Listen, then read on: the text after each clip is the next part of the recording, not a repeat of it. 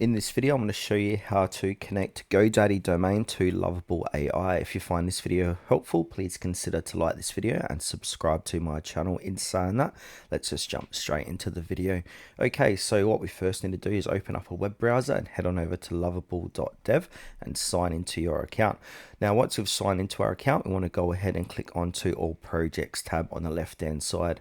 Now from here, find that domain or find that project, to connect your domain to. So I'm just going to use this slim down smart weight loss tracker app for this demonstration.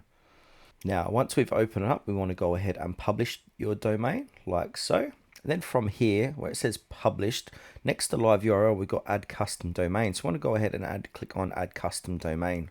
Now to do this, we need to go ahead, and if you're on a free version of Lovable, we need to upgrade your plan to connect an existing domain. Now, once you've done that, we want to go to GoDaddy, sign into your account, and then click onto your name there on the top right hand corner of the page, and then click into My Products under Account. Then from here, once you're inside of that, we want to go ahead on the left hand side and click onto Domain. And now find your domain that you'd like to connect to your Lovable project. Now from here, you want to copy your domain name, come back to Lovable, and then where it says connect, go ahead and paste in your new domain name.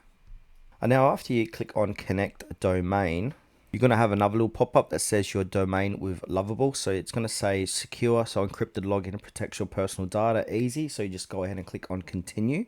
Now basically it's going to analyze your domain while you do that. So it's going to analyze your domain, it's going to detect your DNS provider, and it's going to get your setup ready. And then another little pop-up is going to say authorize, so click onto that. Now once you click on authorize, it's going to send you over to another page that says connect your domain and change your domain DNS record. So just go ahead and click on connect. Then after that, it should say successful, your domain's now connected with Lovable.